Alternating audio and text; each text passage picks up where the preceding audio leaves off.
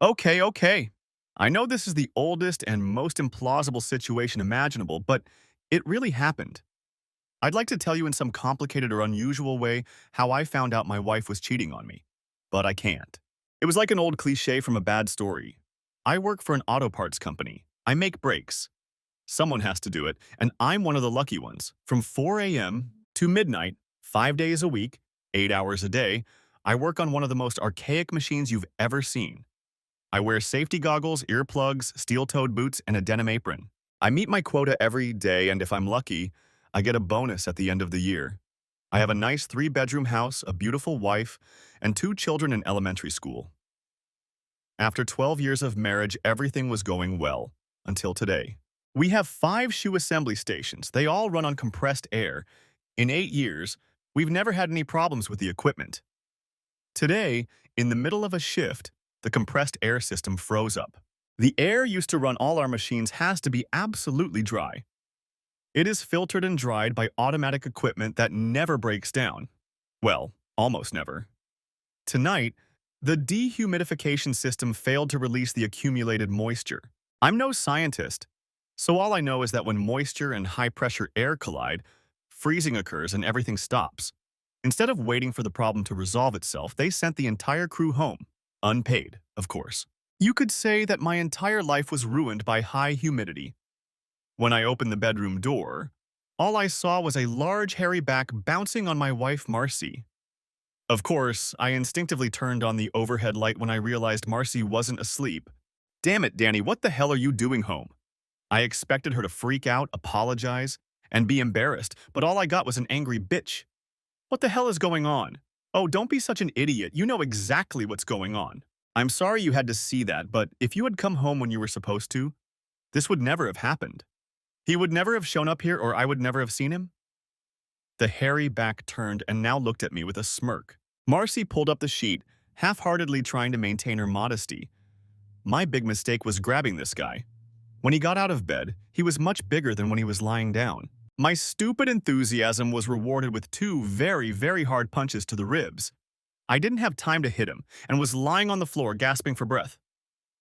I'm not sure, but I think that's when I got hit in the head and lost consciousness. In any case, I found myself in the emergency room of a hospital where a medical technician was bandaging my ribs. Marcy was sitting on a chair near the examination table with a disgusted look on her face. The technician finished and left the room. Marcy, who is this guy and what was he doing in our house? His name is Tony. He's a friend of mine. I invited him over. You were having sex with him. You were having sex with him in our bed. Our children were sleeping in the hallway. Yes, I know. If you hadn't made such a racket, they wouldn't have woken up. I asked my sister to watch them so I could bring you here. What the hell was he doing in there? How many times do I have to answer the same question? We had sex, we copulated. Is that so hard to understand? Does this happen regularly or was it just this one time? Tony and I have been together for about 6 months. We've been trying to keep it a secret. We don't usually come home, but I couldn't find a babysitter. Are you done yet? No, I'm not done yet. Danny, you're a good father and a good husband, but Tony is amazing in bed. I don't see any reason to break up just because he's the center of attention. I promise we'll never see each other at home again. It's not fair to you and the kids. I'm sorry, Marcy. This is unacceptable. It has to stop.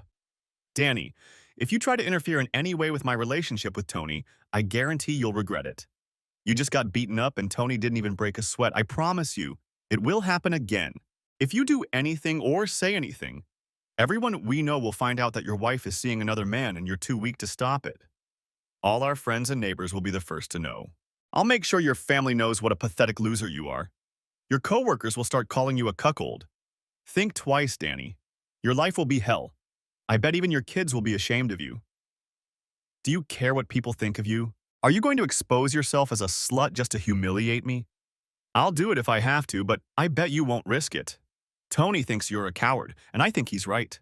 You're going to have to learn to live with that, Danny boy. Who is this guy? Where does he work? He doesn't work, Danny.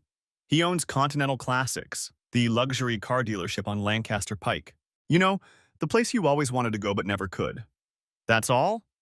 Danny, he's richer than you, smarter than you, and better in bed than you. He's also stronger than you and better with his fists. Why don't you marry him if he's so wonderful? That's why I keep you around, dear. Tony doesn't like children, and I'm not going to give up mine to be with him. You play the role of housewife and father, and Tony gets all the love. Why is that so hard for you to understand? Am I supposed to be happy with this arrangement? You have no choice. Either you accept it, or the whole world will know what a loser you are.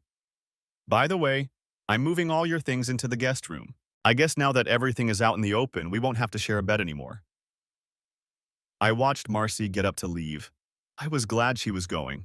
Just out of curiosity, honey, who looked after the kids when you were with Tony? Karen usually looked after them, but sometimes she left them with your parents. By the way, it was Karen who introduced me to Tony. I mentally thanked Karen when Marcy left the room. The next morning, I was discharged. Marcy wasn't there. I could have called someone or taken a taxi. The taxi won. The kids were at school and Marcy wasn't home. All my clothes and personal belongings were folded on the guest bed. Todd and Terry would surely ask questions about these preparations. I decided that Marcy would explain everything herself. It took me less than an hour to tidy up my new home. During that time, all sorts of thoughts raced through my mind. There was no doubt that everything would go exactly as Marcy had planned. First, I went down to the basement and got my old tape recorder. It only worked with a landline phone, but I had no choice. Marcy used her cell phone for most of her calls. It took me only 20 minutes to hook up the tape recorder and hide it behind some old paint cans. That was the first step. I felt terrible, but well enough to go back to work. They gave me painkillers, but I wasn't thrilled about taking them and then working on the machine. Instead, I took a couple of strong Tylenol pills. One thing Marcy hadn't really considered was my relationship with the guys I worked with. I told them everything that had happened the night before. Everyone had their own thoughts, good and bad. It's nice to know that your friends will support you when you need them. We had an 8-hour shift ahead of us, and each of us was going to spend it thinking about how to fix the situation. In the middle of the shift, we stopped for lunch. Okay, anyone got any ideas? Glenn spoke up first. I don't have any ideas, but I have a cousin who works for that bastard. He's in auto parts. As far as I know, he hates DeMarco. If you need information about companies, buildings, or work shifts, he can help you. That'll definitely help, Glenn. Anything else? Danny, I have 2 shotguns and 2 pistols. You can take any of them. None of them are registered, so don't worry. Thanks, Barry, but that sounds a little more radical than I was expecting. Damn, then you don't even want to hear my idea. Freddie chuckled softly. Tell us, Freddie. Go on, tell us. I thought we could tie him to a tree with his legs spread apart and light a fire between his legs, like the Indians do. Everyone liked Freddie's idea, but it was unanimously rejected. Kyle was the only one who didn't suggest anything, so we all just stared at him while we ate lunch. What? Don't look at me like that. Yes, I have an idea, but it's a little corny. Go ahead, Kyle. I read somewhere about a prison in Arizona where all the pedophiles are dressed in pink jumpsuits. It was supposed to be humiliating. I know Tony's not a pedophile, but something like that would embarrass him to death. You mean if we put him in a pink jumpsuit, he won't take it off? I thought if you could sneak in there, tie him up, and then pour pink paint on him, that would help. But he'll know who did it. First, we have to knock him out, then leave him tied to a chair until he's found. How? What do you mean? I can get a stun gun. You just have to sneak up on him and shoot him. You make it sound easier than it is. How are we going to get to him when he's alone? And how are we going to get close enough without him noticing us? I don't have all the answers. I just thought it was a good idea. The doorbell rang, and I went back to 4 more hours of working on cars. My quota for the night was low, so the other guys had shown up too. When I got home, Marcy was already in bed. At least she kept her word and didn't bring that jerk home. I had no idea what to do. Most of the things the guys and I talked about were like school pranks. I might as well have hung a burning bag of dog poop on his door. I needed real revenge. When I woke up, it was already noon. The kids were at school, and I could hear Marcy walking around the house. I quickly took a shower, shaved, and left the house. Good morning, honey. Aren't you going to kiss your wife? I stood at the sink with my hand on my hip, smirking. I turned and left the house. His flippant comment didn't deserve a response. I needed to eat and be alone. I spent the rest of the day killing time. I tried to think of what I could do to my wife's lover without hurting myself. In the evening, I had to finish work and start getting ready. I decided not to have dinner at home. It was the only time I spent with the boys, but I couldn't bring myself to eat what Marcy had cooked anymore. Before I knew it, it was time to go to work. Everything was pretty normal until lunchtime. Danny, I have a stun gun in my car. I don't know if you can use it, but at least it'll be for self-defense. Kyle looked pleased with himself. Don't forget to pick it up when you leave. Have you ever used that damn thing? No. We can try it. Who wants to try? The only response was a chorus of groans around the table. No one had any new ideas, but everyone was willing to support whatever I came up with. It made me feel better to have friends. When I got home, everything was fine. It was going to be a short night. Working the night shift doesn't make it easy to sleep late, especially on weekends. I got up earlier than usual. Todd and Terry were happy to spend time at Chuck E. Cheese's. Marcy didn't seem to mind at all, especially when I told her we were going out for the day. Danny, I need you to take next week off. Tony's friend Wally is coming from Detroit, and we're going on a 3-night, 4-day cruise to Cancun. If you can't, maybe your parents can. Let's get this straight. You're going on a cruise with 2 guys? That sounds a little presumptuous, even for you. Don't be rude, Danny. It doesn't suit you. Wally is going to live with Karen. They're old friends. Well, okay then. I tried to be as sarcastic as possible. I'd be sure to thank Karen later. Of course, I started the day too early. To kill time before Chucky's opened, we went to Hobby Lobby near our house. The kids were old enough to assemble most of the plastic models off the shelves. The results weren't too impressive, but they had a great time. I let them explore hundreds of boxes and wandered around the store, admiring all the junk available to creative housewives. I guess if Marcy liked crafts, she wouldn't have brought home that furry gorilla. But now it was too late. My eyes lit up when I discovered rows of designer spray paint cans. There they were. 6 beautiful pink cans. They didn't contain as much paint as the cans at Lowe's or Home Depot, but they were pink. It was the only place I had ever seen paint of that color in an aerosol can. Of course, I took it as a sign and bought all 6 cans. Todd picked up a monster truck set and Terry chose a tow truck. I didn't even know they made plastic tow trucks. Before leaving, I also bought a pack of 10 plastic cable wraps. They were about 45 centimeters long and seemed like they would be enough for the job. By then, Chuck E. Cheese was ready to go. The kids spent about 4 hours there and ate 2 pizzas before they were exhausted. We bought a loaf of cheap bread and headed to Pandora Park. The ducks ate everything in the first 10 minutes, but we stayed there for another couple of hours before heading to our parents' house. Mom and Dad were happy to take us out to dinner and spend the evening with us. Todd and Terry spent most of the evening in front of the TV, and I took advantage of the time to tell Dad what was going on with Marcy. I realized that I had told him what was going on before I had told Marcy. She had threatened to do the same thing I did. Damn, that almost made her threat meaningless. Dad promised that they would be there for the kids no matter what happened. That made things a lot easier. I didn't want the boys to suffer because of this situation. Around 9, I called Marcy and told her we were staying at my parents' house for the night. I picked up the car. After a hearty breakfast at IHOP, we returned home to find Marcy still asleep. I immediately started the lawnmower and began mowing the backyard near the bedrooms. Todd and Terry couldn't wait to get started on their models, even though it was a beautiful day outside. I let them go. I decided to spend the whole day working on the lawn. I needed to trim the edges and cut back the bushes a little. The work wasn't going as fast as usual because I kept stopping to chat. I had a great pair of hedge clippers, but I decided to borrow some from my neighbor, Mike Fielding. His wife, Mary, was one of the biggest gossips in the neighborhood. I explained to Mike that there might be some unfamiliar cars in front of the house because Marcy's friends were coming over. Everything should be fine as long as they didn't get drunk and start making noise. If that happened, I would call the police. It was hard for me to keep an eye on things since I worked nights. Larry Finley was a member of the board of directors at the local church. I borrowed his key to the candle closet and apologized for Marcy's recent behavior. Of course, I wanted to know what he meant. Larry was more curious than Mary Fielding. 10 minutes later, I had enough material for a month. I didn't take a lunch break and finished work around 4 in the afternoon. After a quick shower, I went to Rosie's Cantina and ordered the most expensive dish on the menu. I don't remember exactly what it was, but it was delicious. I spent the rest of the day with my brother Dave and his family. Dad had already told him what was going on. I spent the night on his couch. My wife had a great plan. She was going to force me to submit by threatening to reveal that I was a cuckold. If I refused to agree and support her cheating, she would make my life miserable. The idea was interesting, but it had a lot of holes. Less than a week later, I told everyone what was going on. That took the threat away. Besides, she looked even more like a slut than I had imagined. I don't think she expected that reaction. The next day after lunch, I stopped by my house to change for work, and Marcy was waiting for me, furious. "What did you tell the neighbors?" "Karen said you're telling everyone I run a brothel here at night."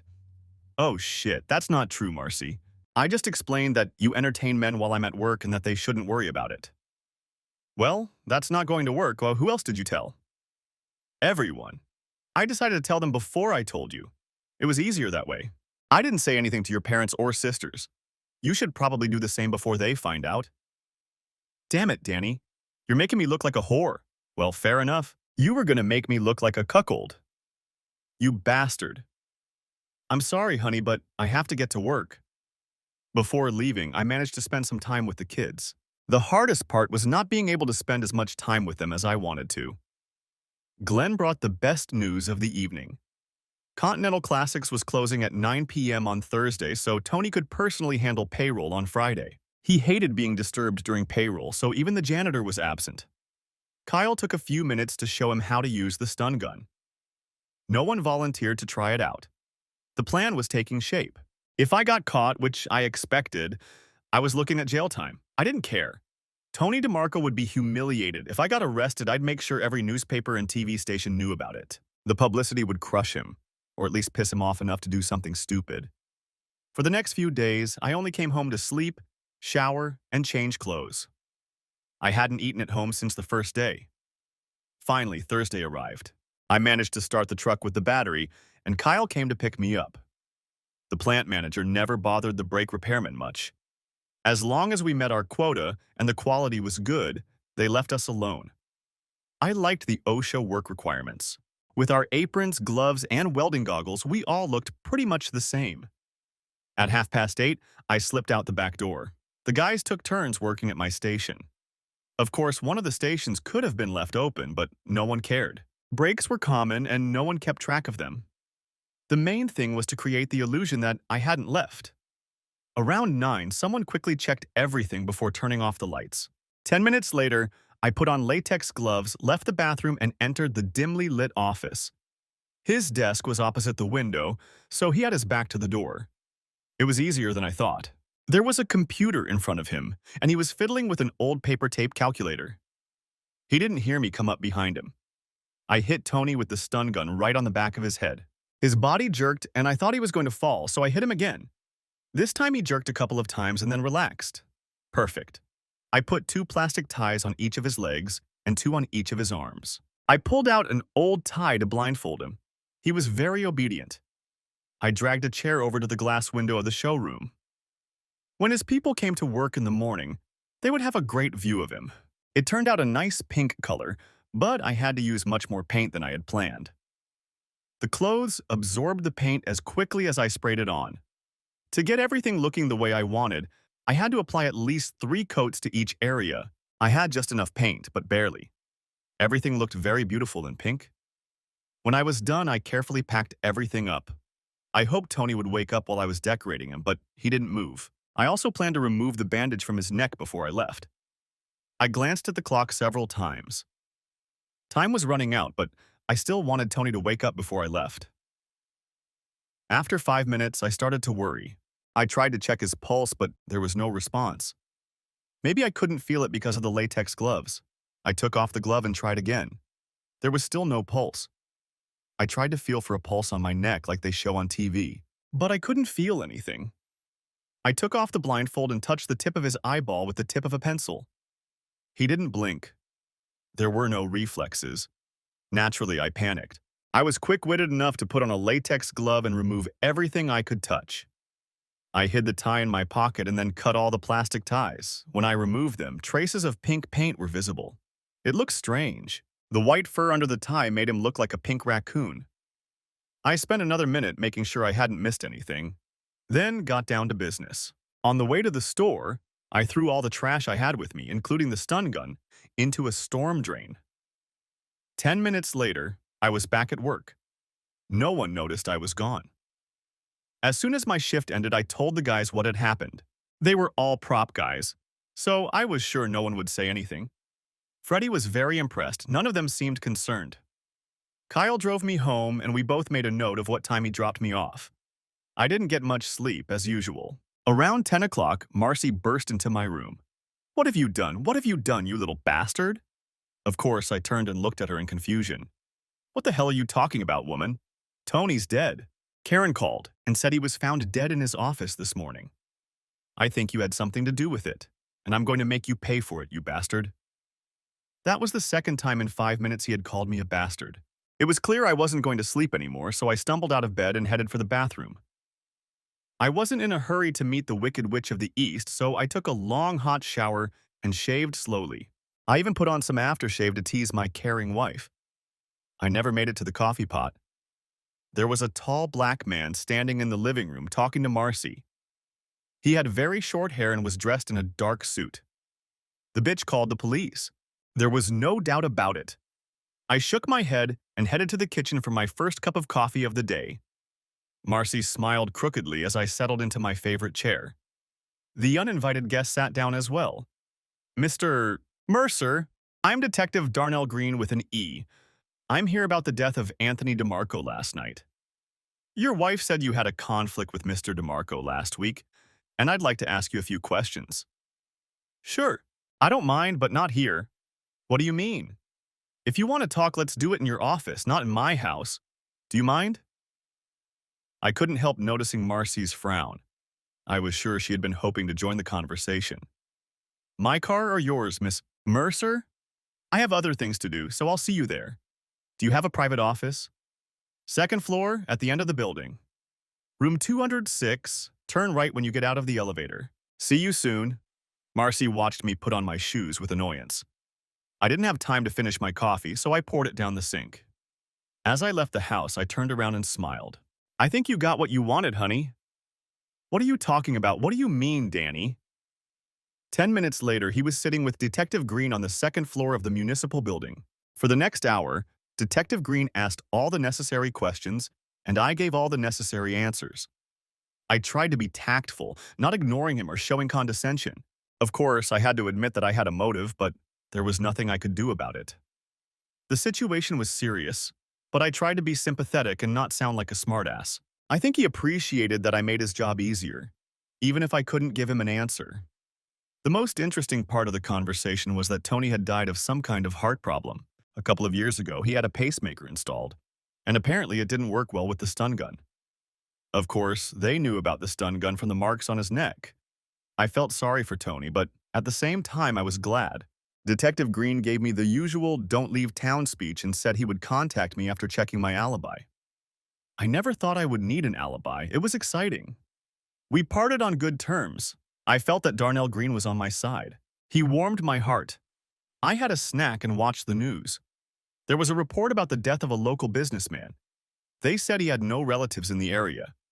I emptied my bank accounts and then had a big breakfast. There was a lot to do at home. When I got back, Marcy wasn't home. It took me 30 minutes to move all my things into the bedroom and all of Marcy's things into the guest room. There was a small wardrobe and a chest of drawers in the guest room. I put all her things on the bed so she could take them away. I checked the tape recorder in the basement but didn't find anything important. I gathered all the bank and insurance documents and other important papers.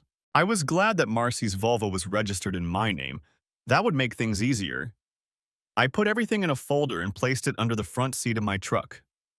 I called work and took 2 weeks off. A few hours later, my beloved wife arrived. She was surprised to see me at home. It was time to get things in order. I smiled and led her into the guest room. "What the hell is this? Who the hell are you?" He responded with a broad smile. "Answer me. What the hell is going on?" "Marcy, from now on, I'll be sleeping in the master bedroom. You can stay in the guest room. I suggest you start packing your clothes. Anything that's not in the closet or on the dresser by dinner will be thrown out." Any questions? "I can't fit all my stuff in that tiny closet, and I'm not staying in that room." "What do you mean, throw out? If your stuff doesn't fit in the closet or dresser, you don't need it." "This isn't going to work, Danny.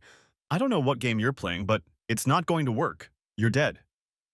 I suggest you start tidying up. If you have any more questions, I'll check back later. Bastard. That's the third time he's called me a bastard today. I must be doing something right. While Marcy was busy in the guest room, I left her purse on the kitchen table. I took my time gathering everything I needed. First, I took her cell phone, then her car keys. I took her driver's license, all her credit and debit cards, and her money out of her wallet. I put everything else back where it belonged. I took his driver's license from the van and drove the Volvo across town to a friend who owned a car dealership. I sold him the car directly for a good price on the condition that he would sell it wholesale outside the city. Even with the payment, I got several $1,000s. I was about to stop at Taco Bell for a bite to eat when my cell phone rang. You son of a bitch, what did you do with my cell phone? And where the hell is my car? I was glad he didn't call me a bitch again. He was calling from his home phone. That was a good test. I could check the recording when I got home. I'm sorry, honey. I needed the money to hire a lawyer to defend me against the murder charges. I promise I'll buy you a new car as soon as I get out of jail. He was still insulting me when I hung up and turned off the phone. After that conversation, I decided that a lawyer was a good idea. Whatever happened, I wasn't going to stay married. But I had to wait because I was the next one who had to file for divorce. When I got home, Todd and Terry were already there. I went straight to the kids and ignored Marcy. I glanced at her a couple of times and could tell she wasn't very happy. The boys couldn't wait to show me their crafts. When Marcy started making dinner, I went to the guest room. All my clothes were on the bed. All of Marcy's clothes were in the master bedroom. I smiled to myself but decided not to fight it. At that moment, she was strong and determined.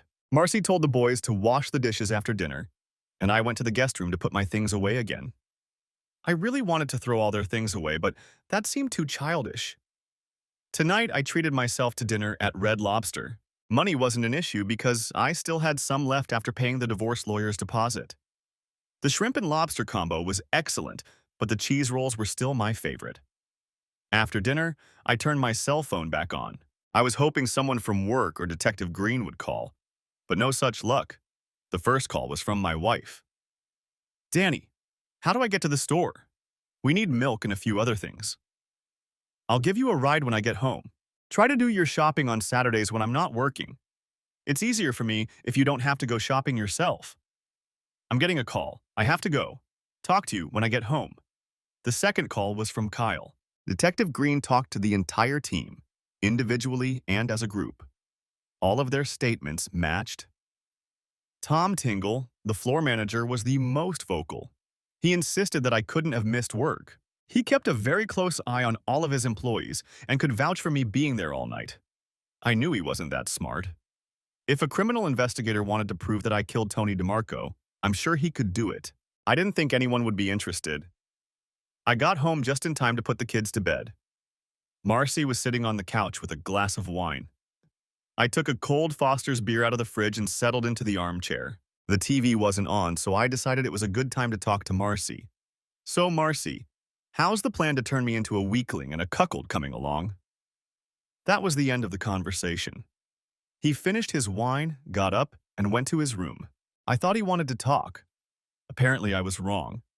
I grabbed my beer and went to check the answering machine. The first call was from his sister. There were no other messages.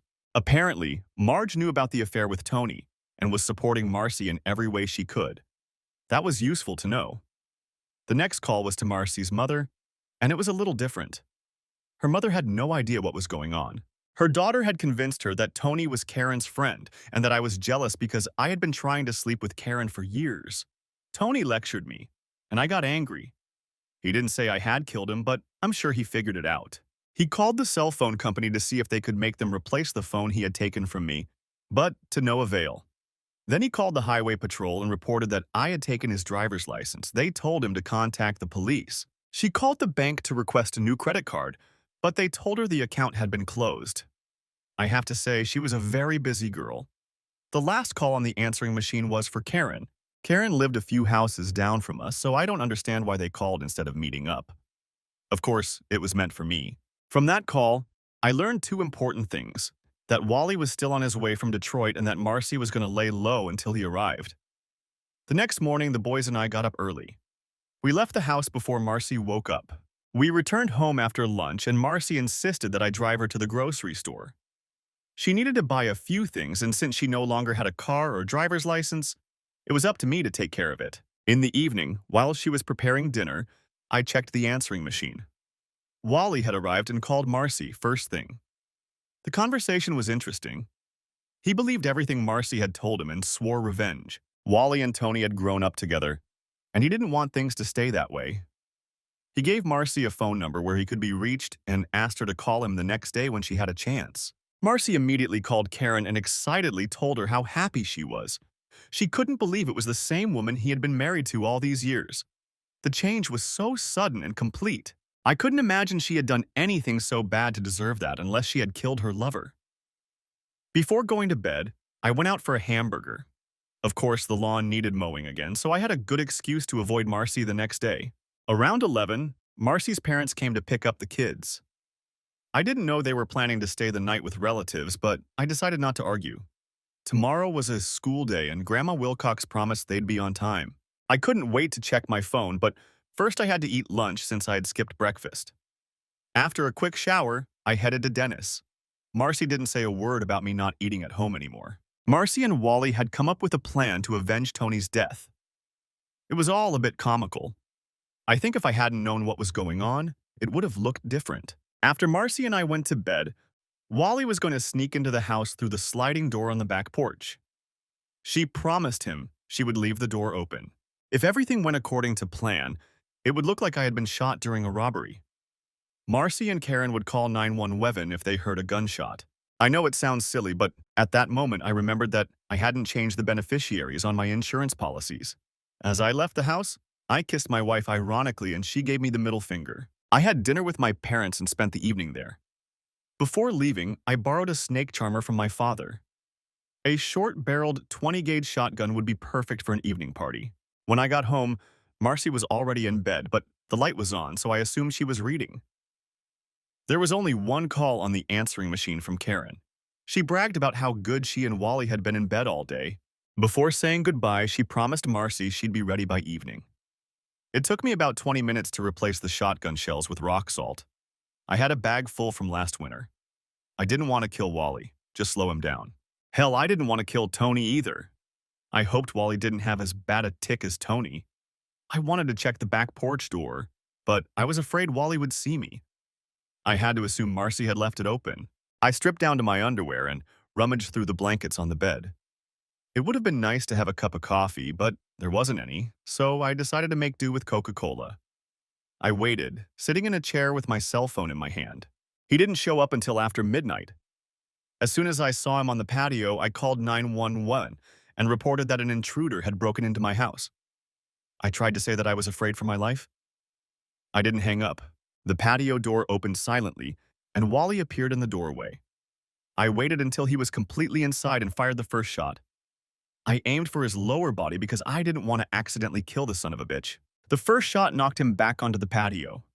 When the second bullet hit him, he fell over the edge of the terrace, breaking the railing.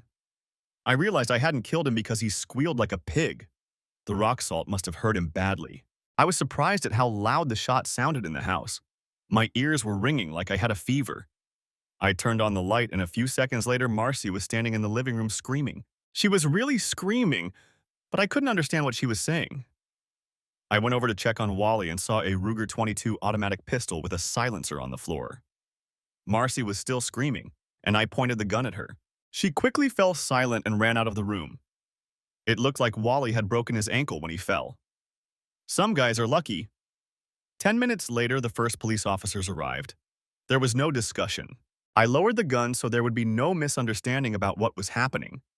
I pressed the phone button, and one of the officers told the 911 operator that everything was under control.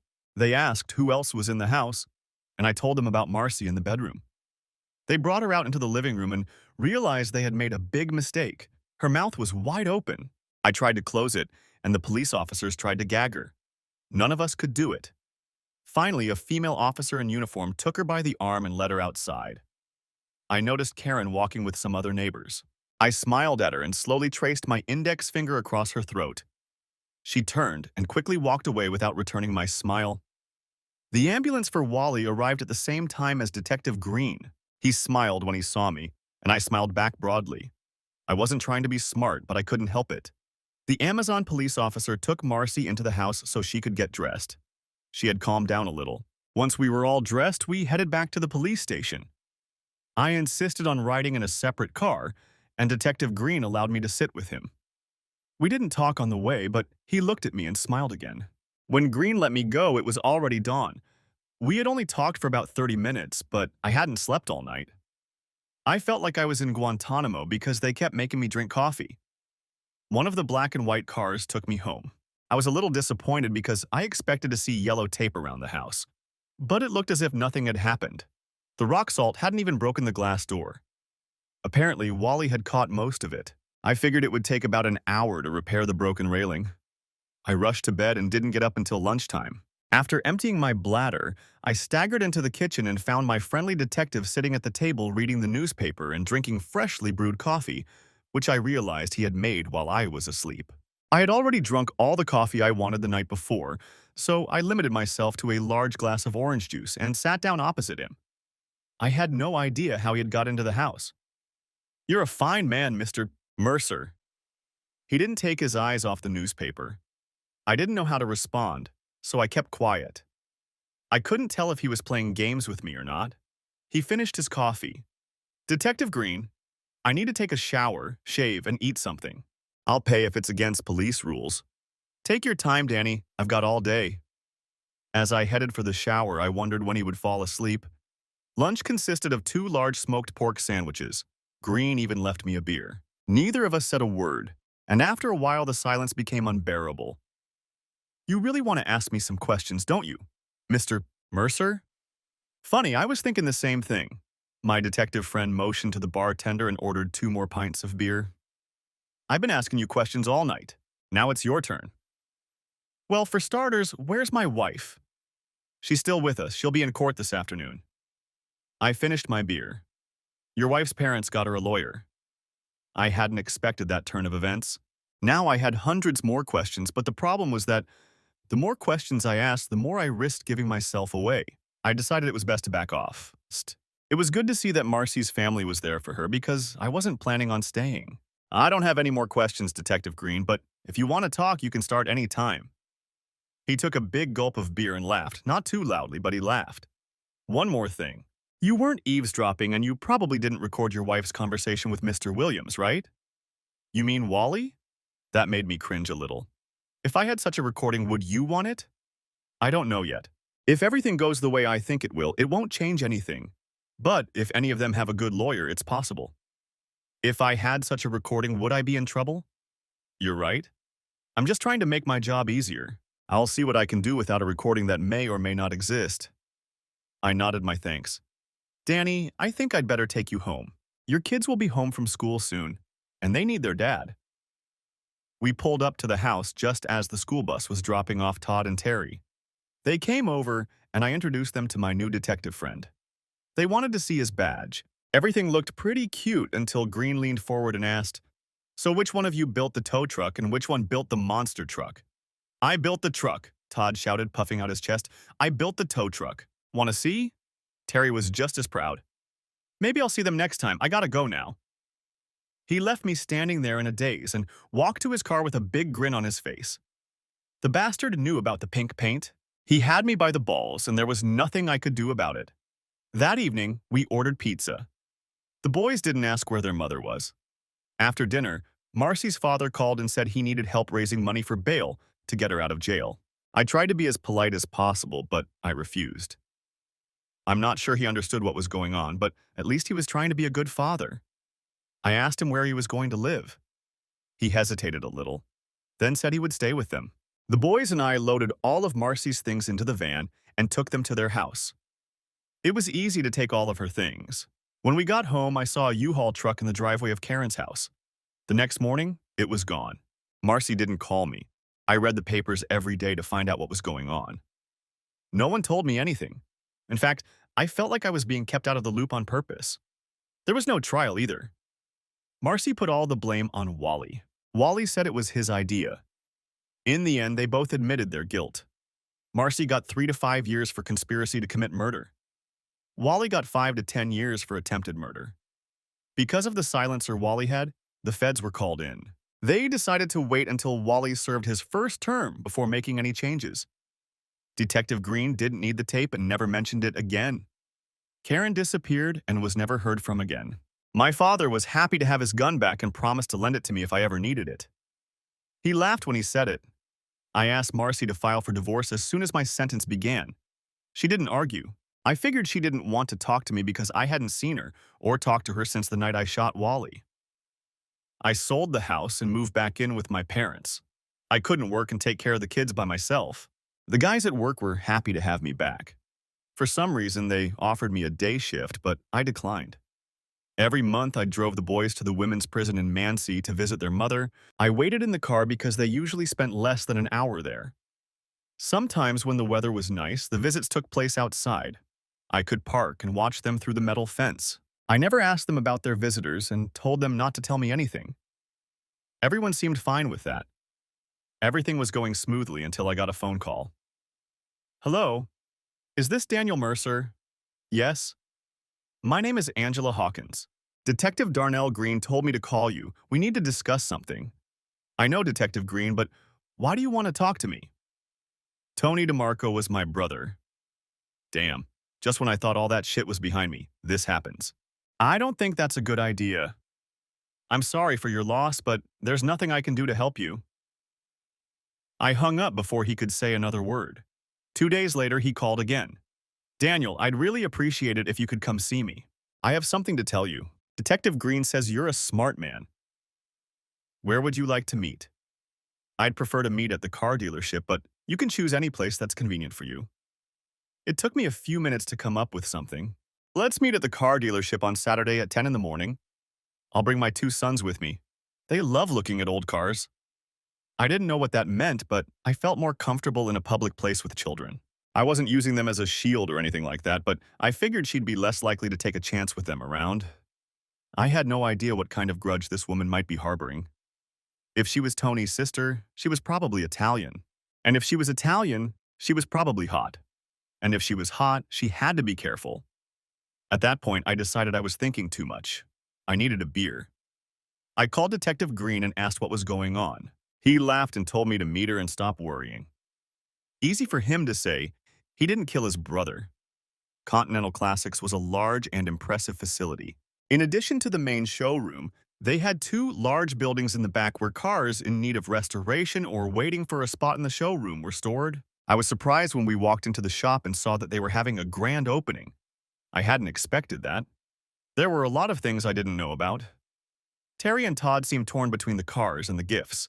The first thing that caught my eye was the smell of popcorn. A guy in rubber boots with a nose was handing out small bags of hot popcorn. Next to him was a soda machine and another clown with a hot dog cart. The kids weren't going to go hungry today. Angela Hawkins was easy to spot. I recognized her as soon as I saw her walking slowly and purposefully toward me. Everything about her spoke of her Italian heritage: dark hair, dark eyes, olive skin, and wide hips. A gentleman probably wouldn't have noticed her hips, but her height emphasized them. She was no more than 5 feet tall. Tony was huge, and his sister was short and plump. I felt myself getting nervous as she approached, and then I noticed a smaller version of her standing next to her. The girl looked about 10 years old and was an exact copy of Angela, except for her hair, which was slightly lighter, and of course she didn't have hips. My mistress seemed to be standing with her back to me as I was. We made a rather pitiful sight, both of us using our children as bodyguards. Closing the distance between us, he held out his hand in a gesture of friendship. Daniel Mercer, I presume. It seemed natural and polite to take his hand and shake it. I've always wanted to say that, like in the movie about Dr. Livingston. She smiled, but seemed a little nervous, and I felt some relief. I was taken aback, and she continued. This is my daughter, Carla. Carla smiled at the boys and me. Todd smiled politely in return and called her by name, but Terry held out his hand to her with a smile on his face.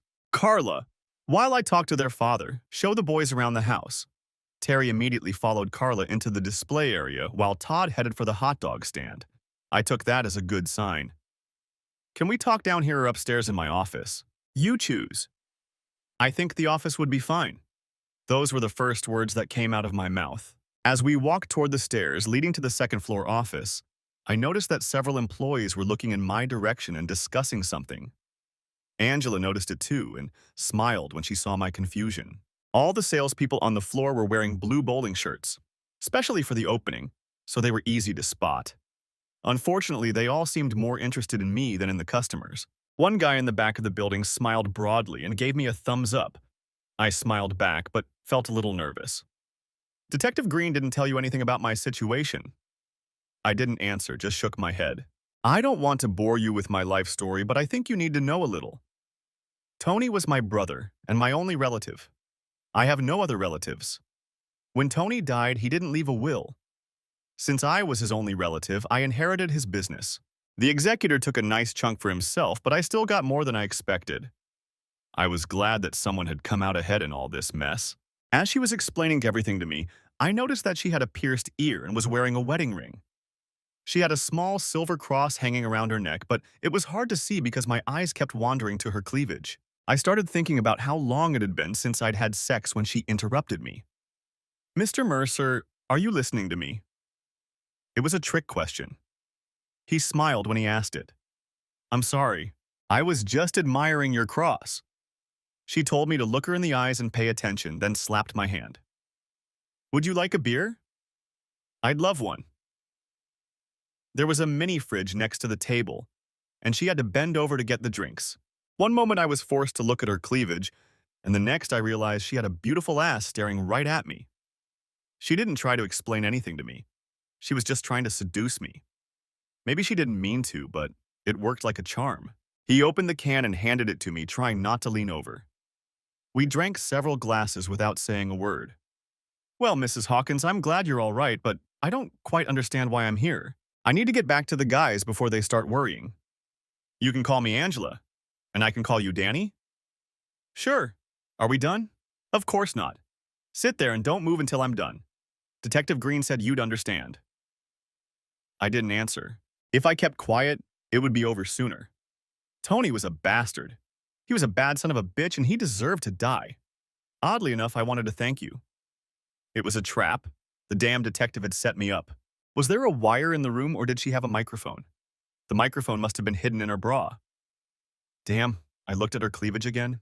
Do you have a microphone or some kind of recording device? Of course not. Why would I need that? I finished my beer, though I was still unsure. I'd better go downstairs and see what the guys are doing. I don't want them to get into trouble. Just sit down. She seemed absolutely certain of this. There was no love between Tony and me. About 3 years ago, my husband was killed in an accident. He didn't have insurance, and the man who hit him wasn't insured either.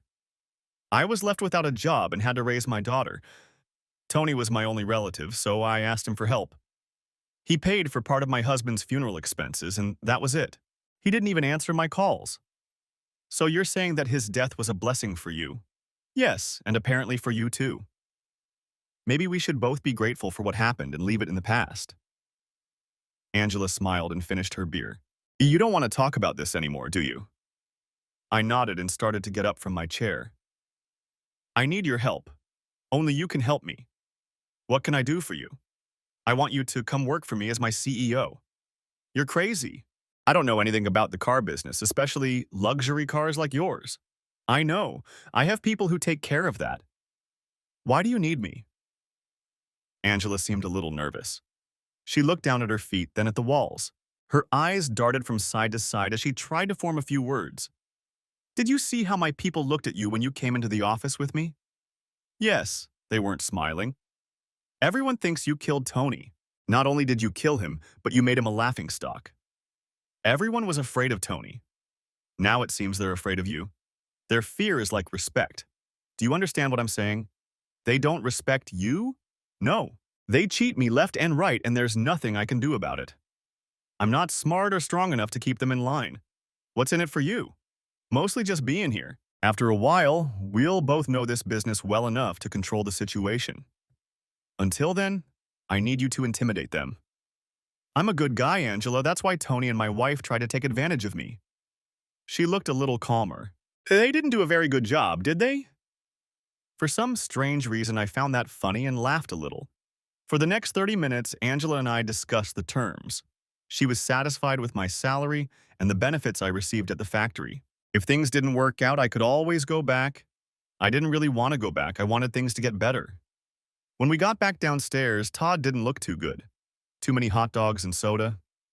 Terry, on the other hand, was having a great time. He seemed to be talking to Carla more than looking at the cars. That was a good sign. On the way home, Todd threw up in the car and missed dinner. That Monday, I started work. Everything went exactly as Angela had predicted. I was surprised at how quickly I was able to fit in. I approached some of the employees and soon I had eyes and ears all over the factory. The guy in the blue shirt who smiled broadly at me on my first day was Glenn's cousin, my biggest supporter. Most of the employees wanted the business to thrive and were willing to get rid of the bad apples. Angela assigned me the firings, and I realized I liked it. I was living up to my reputation. Detective Green stopped by my desk several times for coffee, but the conversation was usually light and friendly. Finally, I got him to open up a little. 3 years ago, I was a police officer in Philadelphia. One day, I came home and found my wife in bed with my boss. I beat him half to death and kicked my wife out of the house. The police gave me a choice, quit or be fired. A week later, I found a job here. Before I left, I made sure the bastard who was seeing my wife left too. I didn't ask him for details. That was his business. At least I understood why he seemed to be on my side. The boys agreed not to mention my new job to their mother during visits. They made a few comments about the long drive, but seemed to understand that there was no getting around it. I thought it was important for Marcy to see her children, not for their sake, but so I could rub salt in the wound. I know. It's a terrible way to use your children, but it gave me a little pleasure. Angela and I started spending more time together, at work and after work. One weekend, the boys insisted that I take them and Carla to Noble Grove. We mostly stayed close to home. Living together seemed to complicate any possibility of a romantic relationship. I was interested in a closer relationship with Angela, but it was awkward. I was still living with my parents, and Angela and Carla were renting a small one-bedroom apartment. Since things were going much better than expected, Angela started talking about looking for a house to buy. She spent a lot of time on the computer looking for the perfect place. At first, I was wary when she explained why she needed a 4-bedroom house. Danny, I think it's important for the kids to have their own rooms. It's better to take care of it now than to have to do it all over again later, don't you agree? Of course, I quickly realized that there was more to this than met the eye. I also realized that Angela felt something more than just a coworker, for me. The chances of a romantic relationship were looking better and better. Yes, I think that's a great idea. I also think it would be nice to consider separate bedrooms. I don't like them being too close to the master bedroom. I left the office right after I said that and noticed a small smile on his face. It was a strange relationship. We had never had sex. We had never even been close to each other. We hadn't even kissed, but I felt closer to her than I had to Marcy in the last 12 years. 2 days later, when my divorce from Marcy was final, we all went to Red Lobster to celebrate. The kids didn't know the reason for the celebration, but Angela did. Later, back at the apartment, the kids were watching a movie on pay-per-view when Angela cornered me in the kitchen and stood on her tiptoes to kiss me. We hugged and laughed a little when Carla walked into the room. "Oh, sorry, Mom."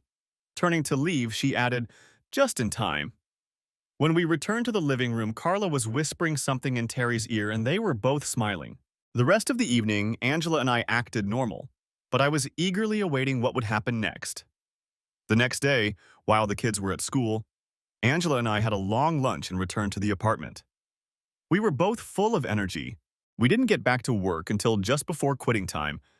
There were many more long lunches after that, and Angela began to seriously consider looking for a house. Detective Green stopped by regularly, mostly just to chat, but sometimes he looked at the cars. He had fallen in love with the Studebaker Hawk that had belonged to film critic Roger Ebert. Angela offered him a good price. "Danny, will you take me to Marcy's?" It was an unexpected request. The boys and I didn't get out of town as often as we used to, but Marcy never complained.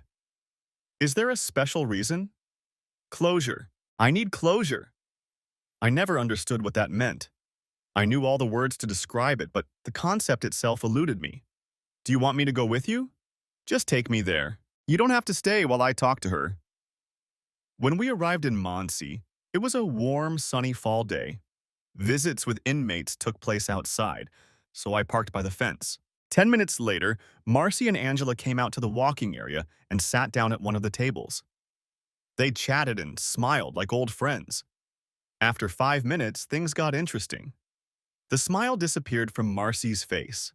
Now she was leaning on the picnic table and looking grimly at her guest. Angela, on the other hand, still looked happy. Suddenly, Marcy lunged at the table and tried to grab her. Several security guards quickly stopped her and, kicking and shouting, took my ex-wife back into the building.